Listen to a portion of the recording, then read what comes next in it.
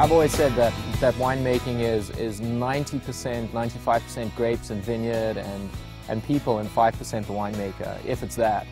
But I do enjoy taking a raw product, which is a grape, something that we've worked for 9–10 months creating on the vine, and then having a lot of decisions that ultimately impact the quality of the wine.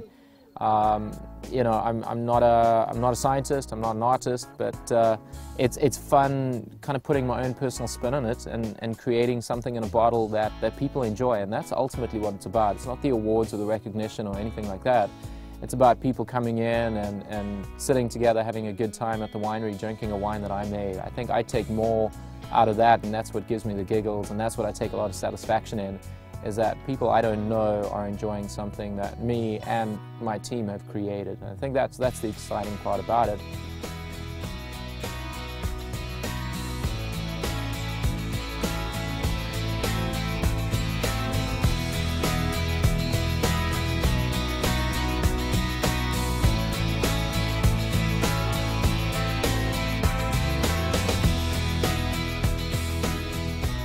I think Stephen has so much passion for winemaking, Mm-hmm. and that's what I think maybe what makes our wines more unique is I think the passion, the love for wine comes through on the color, the taste, in all aspects of the wine. Mm-hmm.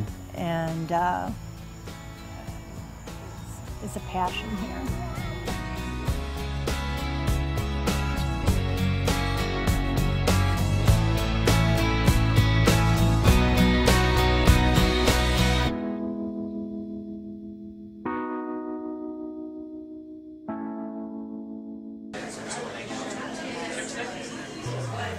Big bowl, aged really wines.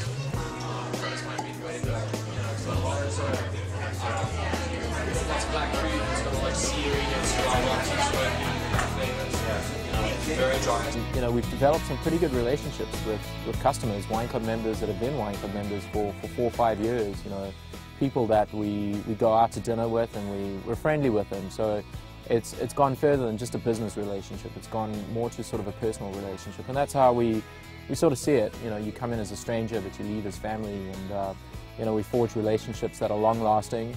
And yes, we want you to buy wine and spend your money here, but we also want you to have a great time and create memories, and we want to be a part of that. Stop hanging around. I'm not doing anything else. Keep smiling. Yeah. Keep drinking.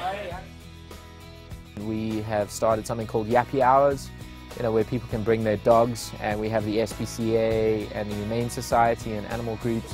They bring dogs out that are available for adoption, and it's turned into a pretty successful event just in what has been about 6 or 7 weeks now.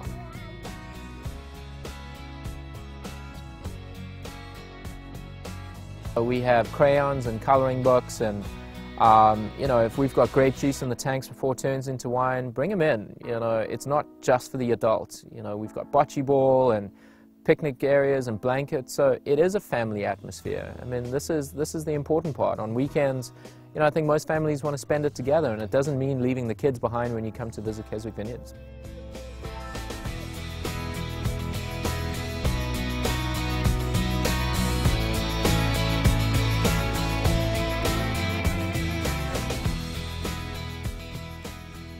I know we notice that when people come here and get engaged, and we get emails that tell us, you know, about their engagement and how our wine played a role in that, and it's kind of nice to know that you are a memory in someone's life. Every story is unique, and you definitely develop a bond with them, and when it's their day, I mean, you feel connected with them, that you know them.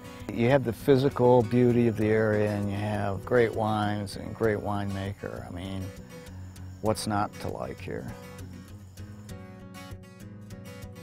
You know, you don't have to go to Fiji or Hawaii, or, you know, you've got beautiful vineyards and countrysides literally 5–10 minutes out of Charlottesville. It's just gorgeous, you know, and we do have an outside event space. You know, we're under a tent, we're under a sailcloth tent, which is just beautiful at night when it glows.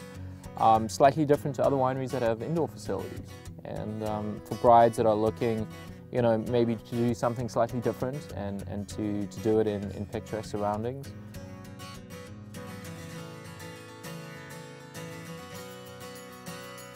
It is a family-owned winery where, you know, owners and daughters and sons are working, you know, to a common goal, working on the same business, which is pretty exciting. You know, Al and Cindy came in from Michigan and, you know, took this piece of property and turned it into a vineyard, turned it into a winery. You know, it was their dream growing up, and they took a raw piece of land and it's turned it into, you know, what we think is, you know, one of the premier sort of wineries, we hope, in Virginia.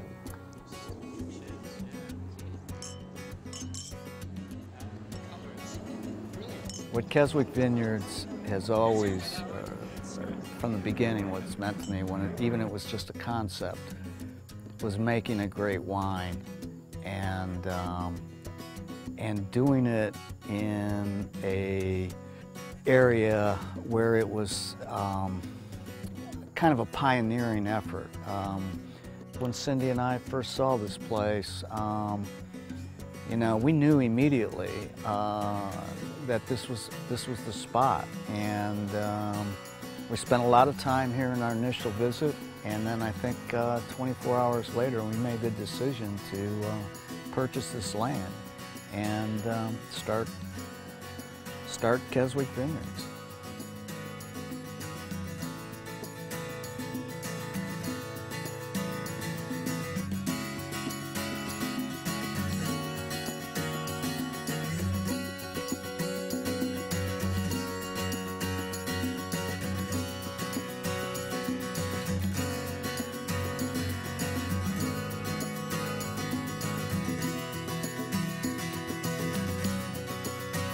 We pour heavily and we make wines with excessive amounts of alcohol, and after the third wine the alcohol kicks in and they're going to have a great time.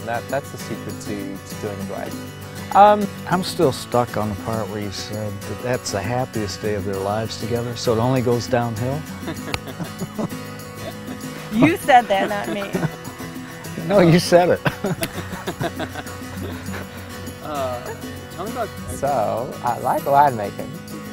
Go ahead. No, come on, you're not recording this. Stop it. I am. I've been recording the whole time. Crap. All right. Okay, Stephen. All right. What made you fall in love with winemaking? Well, modeling didn't work out, so you know, I didn't go to Paris and Italy to model. So you know, I flipped the dictionary. I came to winemaking, and I thought, yeah, I'd be good at that. Nah, not at all. To you.